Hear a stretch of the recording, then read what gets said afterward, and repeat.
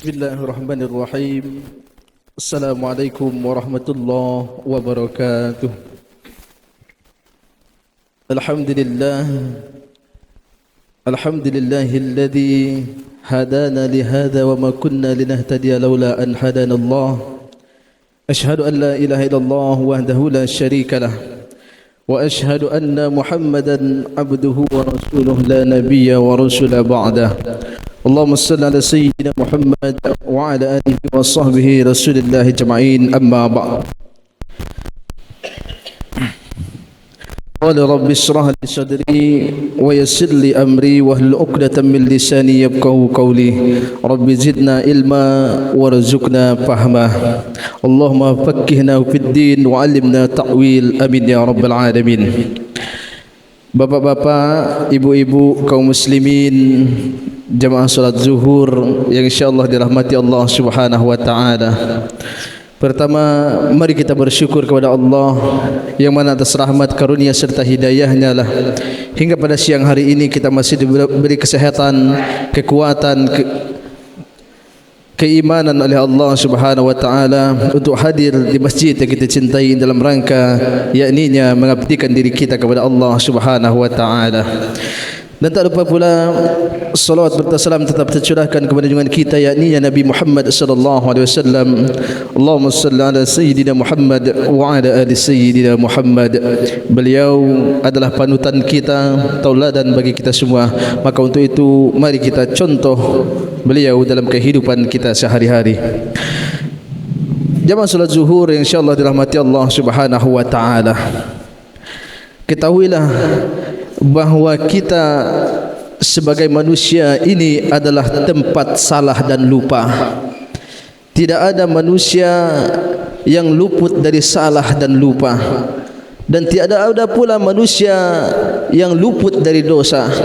Maka untuk itu jemaah sekalian, Allah menyediakan sarana untuk kita ketika kita berbuat salah, ketika kita lupa, maka kita bertaubat kepada Allah Subhanahu wa taala. Maka sarananya yaitu taubat. Bahkan ketika salat wajib kita bisa bertaubat kepada Allah. Ketika salat sunnah kita bisa bertaubat kepada Allah. Ketika salat Jumat kita bisa bertaubat kepada Allah. Maka untuk itu Allah menyeru kepada kita dalam surah At-Tahrim, ya ayyuhalladzina amanu tubu ilallahi taubatan nasuha, kata Allah.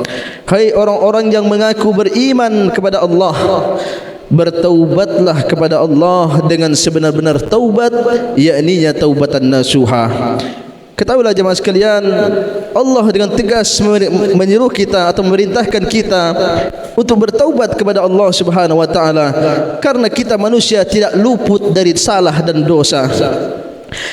Ketika kita sudah bertaubat kepada Allah, maka Allah jawab dari surah Al-Baqarah, wallahu yad'u ilal maghfirati wallahu yad'u jannata wallahu yad'u minal jannati wal maghfirah, kata Allah. Allah itu menerima taubat orang-orang yang bertaubat. Maka Allah menyeru kita untuk bertaubat, maka kita akan mendapatkan ampunan dari Allah dan insyaallah mendapatkan syurganya Allah Subhanahu wa taala. Jemaah salat zuhur insyaallah dirahmati Allah Subhanahu wa taala. Terkadang jemaah sekalian, ketika kita berdosa, melakukan dosa, yang pertama dosa besar, kita enggan untuk bertaubat kepada Allah. Kenapa? Kita malu untuk bertaubat kepada Allah karena dosa kita sangat besar. Padahal ampunan Allah itu seluas langit dan bumi, bahkan lebih. Itulah ampunan Allah Subhanahu wa taala. Banyak contoh jemaah sekalian, orang yang berdosa besar. Contoh seseorang yang membunuh 99 nyawa, dia ingin bertaubat kepada Allah dengan sebenar-benar taubat, lalu bertanya kepada ahli agama, wahai ahli agama, apakah dosa saya bisa diampuni oleh Allah sedangkan saya sudah membunuh 99 nyawa? Lalu dijawab oleh ahli agama itu, dosamu tidak akan diampuni oleh Allah SWT. Lalu dibunuhnya seseorang ahli agama itu, genaplah 100 nyawa meninggal di tangan orang tersebut. Lalu keinginan bertaubat terus menggebu-gebu. Lalu dia bertanya kepada orang alim. Apa kata dia? Wahai seorang alim, saya ini seorang pendosa, membunuh 100 nyawa. Apakah dosa saya diterima oleh Allah? Apa jawaban si alim itu? Insyaallah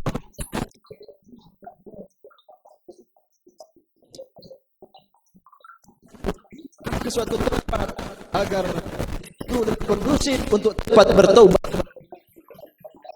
Ternyata ketika hijrah pada satu tempat perjalanan, beliau meninggal dunia. Seorang dosa itu meninggal dunia yang membunuh 100 nyawa tersebut meninggal dunia.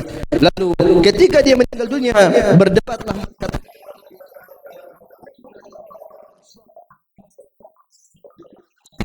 ternyata urusan malaikat rahmat, dosanya sudah diampuni oleh Allah Subhanahu wa taala. Begitu kalau kita bertekad untuk bertaubat kepada Allah Subhanahu wa taala. Dan banyak contoh yang lainnya, seperti wanita pezina, dia bertaubat kepada Allah dengan sebenar-benar taubat, dirajam lalu meninggal. Ketika meninggal, Rasulullah sendiri yang menyolatkannya. Bertanya Umar bin Khattab, "Wahai Rasulullah, engkau mensolati jenazah?" Dia seorang pezina. Apa kata Rasulullah? Seandainya taubat wanita ini dibagikan kepada 70 atau lebih penduduk Madinah, maka akan diampuni dosa-dosa orang yang 70 tersebut. Itulah begitu ketika kita bertekad untuk mohon ampun kepada Allah Subhanahu wa taala. Jemaah salat zuhur insyaallah dirahmati Allah Subhanahu wa taala. Yang terakhir jemaah sekalian, kadang-kadang mari kita perbanyak beristighfar kepada Allah Subhanahu wa taala. Kita ketahuilah jemaah sekalian bahawa Rasulullah sallallahu alaihi wasallam, manusia yang paling maksum, suci dari dosa, dijamin surga oleh Allah, masih beristighfar kepada Allah dalam sehari 70 sampai bahkan lebih 70 kali beristighfar kepada Allah Subhanahu wa taala. Maka kita yang hari ini pendosa, yang kita tak luput dari salah dan hilap, mari perbanyak beristighfar kepada Allah Subhanahu wa taala. Pertanyaannya jemaah sekalian, sampai detik ini sudah berapa kali kita beristighfar kepada Allah Subhanahu wa taala di hari ini? Maka perbanyak beristighfar, karena istighfar bisa mengampuni dosa-dosa kita dan menyempurnakan amal-amal ibadah kita. Jemaah salat zuhur insyaallah dirahmati Allah Subhanahu wa taala. Peluangkan waktu kita sejenak, selesai solat kita beristighfar kepada Allah. Astagfirullahalazim, astagfirullahalazim, astagfirullahalazim. Karena istighfar kita selesai solat itu menyempurnakan amal ibadah kita ketika kita solat tadi. Mungkin di waktu solat kita lupa, kita hilap, kita lalai, lalu sempurnakan dengan istighfar. Perbanyak istighfar. Sekali lagi saya tegaskan, mari perbanyak istighfar. Kalau bisa 70 sampai 100 bahkan lebih dalam sehari, agar kita diampuni dosa-dosa kita oleh Allah dan disempurnakan amal kebaikan kita oleh Allah Subhanahu wa taala. Demikian yang dapat saya sampaikan, mudah-mudahan bermanfaat bagi saya sendiri dan umum bagi kita semua. Amin ya rabbal alamin. Semoga Allah mudahkan kita semua untuk beramal soleh dan menjauhkan kita dari bermaksiat kepada Allah Subhanahu wa taala. Assalamualaikum warahmatullahi wabarakatuh.